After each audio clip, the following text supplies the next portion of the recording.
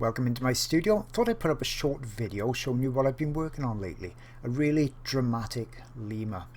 And I'm doing this one for another one of my Patreon videos, but it's particularly useful because it's got lots of different textures on this. So we've got that really short fur around the muzzle area, going to that thick luxurious fur under the neck, and all that lovely warm colour that's bouncing up that warm light. So we've got lots of things to tackle. I know a lot of people still are confused about how to tackle a subject like this. So in this video, or on the Patreon version, which will probably be 3 or 4 hours long, I'm really holding people's hands and stepping them through it really in a lot of detail, saying exactly how I do it. You know, my lessons are really known for me holding no secrets back, and this one I'm really taking that to another level again, because I'm really trying to encourage as many people how to learn my techniques as possible. So I thought I'd put this video up, as I said, because it shows in quite a short time, around about 10-15 minutes or so in real time, how I build up the layers. So you can see I'm using my pencil on the side. Now you could use PanPastels to do this, or you could use pastel sticks to do this, or as I'm showing, just standard pastel pencils. I'm putting in the underlayer, so I'm building up the warm tone under the chin, around the neck, a little bit going around onto the cheek, and then also coming up, as you can see, under this area as well. That's a Derwent pencil I'm using, but any brand will do. Then I like to use my fingers to push that pastel down into the pastel mat surface, or if you want to do it even more thoroughly, you can use a paper stump, as I'm doing here. And I'm using, you know, a fair amount of pressure as I'm putting in, and this stops that grainy appearance that you can get on pastel papers like pastel mat. Lots of beginners, they think, especially if they're coming from a coloured pencil background, as soon as they start putting the pastel down, they see that, as I said, a grainy type of texture, and they don't like it, and they don't understand how I don't get that grainy texture. Well, it's all in that blending of the initial layer. You've got to push the pastel down into the paper surface.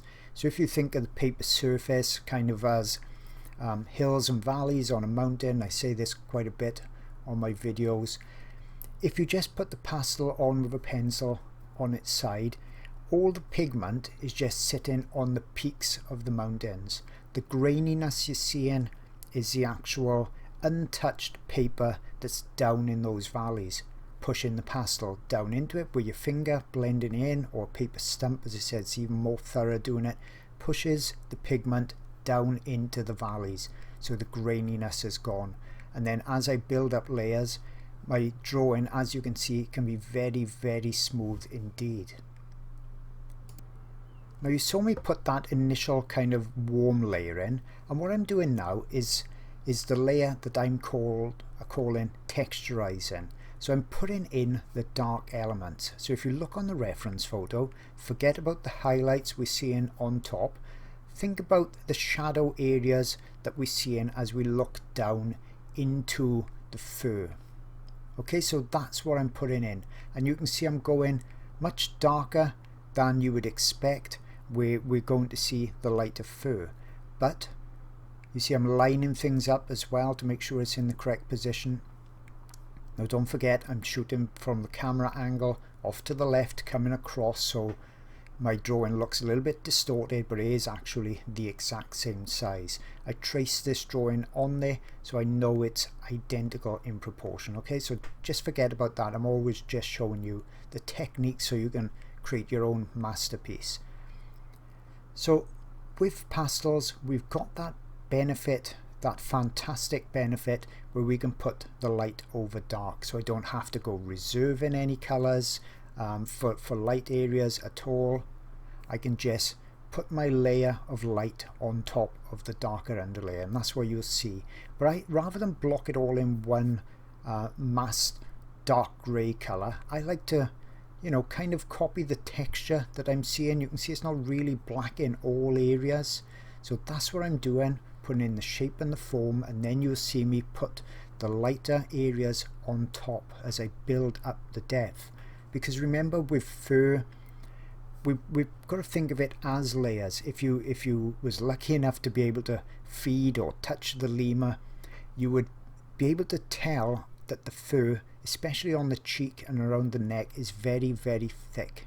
To get that effect on pastel, or even if you was doing coloured pencil, you need to get that layered upon layer effect with your pastel pencils. Okay, that's going to simulate the layered effect, the building up of fur that we're seeing on the actual animal itself.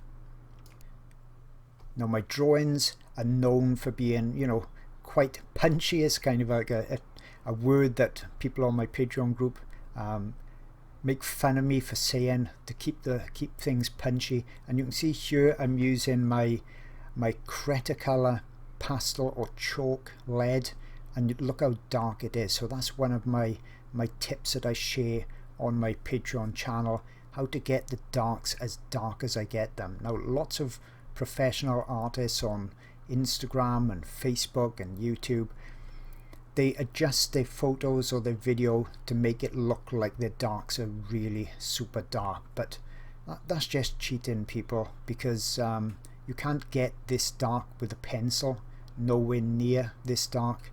So that's why I use this Cretacolor chalk lead, and you can see by using that I'm getting a much wider range of contrast.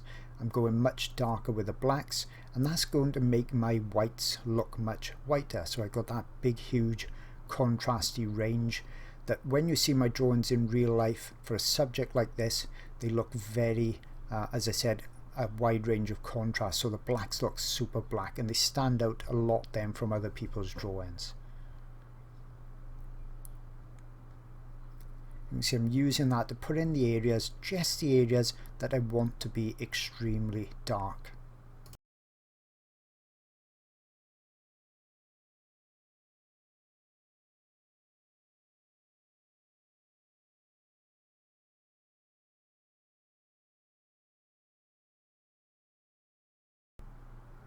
Now, in comparison, my very dark grey pencils or my black pencils are nowhere near as dark as that Cretacolor, as I mentioned. So even the black pencil actually looks like a dark grey at this stage. Okay, so I think I've just about gone dark enough that I can start to build my layers of fur, lighter fur on top of this.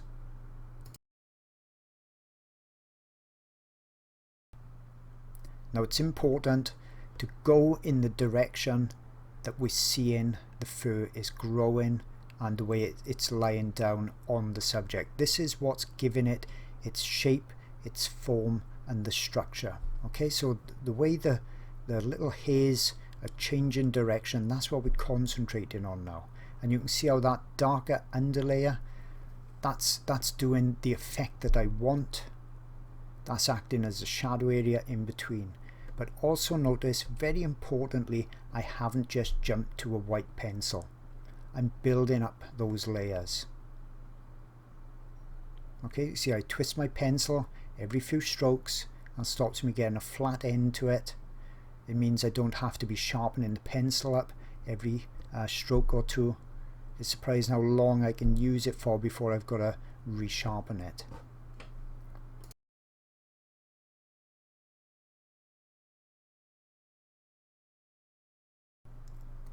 Now, if I'd gone in with just a white pencil, it would have looked really very stark. It would have looked like it didn't have volume to it. Okay, so that's what I mean about building up the layers, keeping your lights till the last stage, your whitest whites. But look how I'm layering up. I'm not filling in all that underlayer, I'm allowing some of that dark to show through.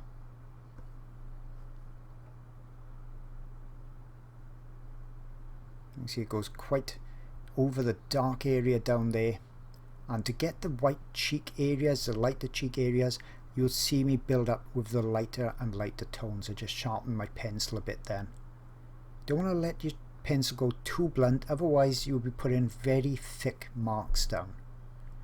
Okay, so as I said, I don't need to sharpen it all the time, but you know, be aware when it starts to need to be sharpened. When you're seeing really thick marks that don't represent what you're seeing on the reference photo, that's the time you need to sharpen it again.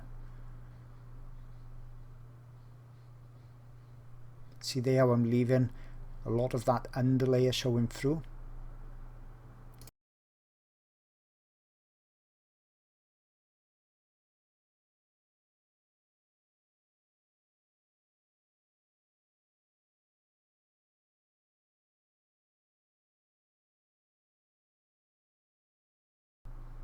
And down here I need to fill that in a bit because we don't need much dark showing through under there, and down here it starts to then curve around as we're looking at the bottom part of the jaw. So it's quite a fast technique.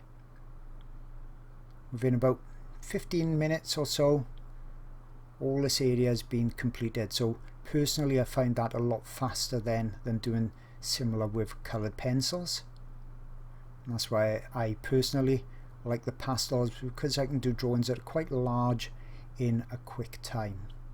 Very similar time to what I would be doing with oils, and if you're an oil painter yourself thinking about pastels, you'll come over to pastels very easily because we use extremely similar techniques working dark to light and the layering. Here I'm using shorter strokes because that's what I'm seeing on that reference photo, so don't just blindly put in the same length stroke all the time, think of the direction it's going. But I'm not being a slave to the photograph either. I don't need to do an absolute photographic copy. Okay, that would take me a lot longer to do, and you know what, generally people are not going to see the reference photo either, so it really doesn't matter. And now you can see coming in with a nice sharp pencil, this one's much lighter now, so I'm building up that layer, picking out the details where the highlights are really being hit.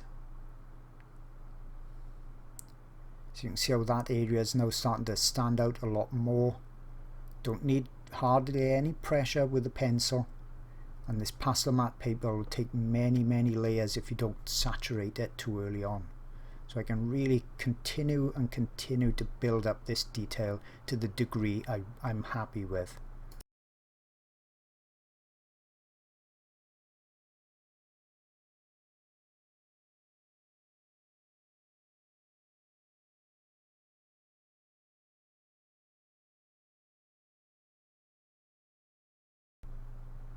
Now as you can see, it's not that difficult to do. That's what I'm always trying to show with my demonstrations, with my tutorials on my Patreon channel. It's really not that difficult when you understand the technique I use, the layering process.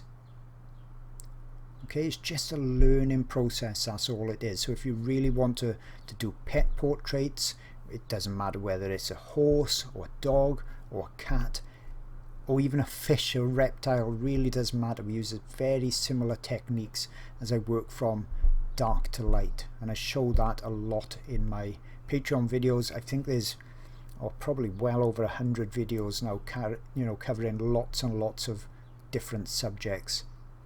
And as I mentioned earlier on, I don't hold any secrets back. You see exactly what I do, just as you see in here. Because I find it's really cool to work out when I'm doing a new subject, a challenge, to work out exactly how I'm going to get it to look real. But it's also cool to teach that then and see where they go with that technique. Okay, so as I add a few more details, I think that's shown quite easily and quite fully how I've built up that layer. I'll revisit this now later on in my tutorial, where I'll continue to refine it, soften some areas and harden up a couple of other areas, and then put all those little tiny whiskers in as well. So as I mentioned, I'll be releasing this video. It's now the 20th of June 2021. I'll be releasing part 1 of this in the next day or so over on my Patreon art channel. So if you want to learn how to draw wildlife or pets, cats, dogs, horses, you name it, it's over on my Patreon art channel. Hope you found this video of use, and I'll see you all there really soon. Just wanted to quickly mention my Patreon channel for those looking for even more in-depth art instruction. It's packed full of pastel videos, oil videos as well, and those videos are being added to new ones every single month. I have videos for the complete beginner that have never done pastels or oils before with just limited supplies, and I take you from the very first blocking in all the way through to the final detailed drawings and paintings. I've also got some really unusual subjects as well, and in all of my videos I always take you through all the details. You see everything I do, how I create my work. But it's not just for beginners, it's also for novices, and I also show the best artwork that I've ever done as well. And this particular elephant video spans 6 hours, so you know you're going to see tons and tons of details, tips and techniques. And as mentioned, I've got lots of oil videos on there too, so there really is something for everybody, and you get access to hundreds of hours worth of videos for just $4. Now over 1,000 members strong. Hope to see you there soon.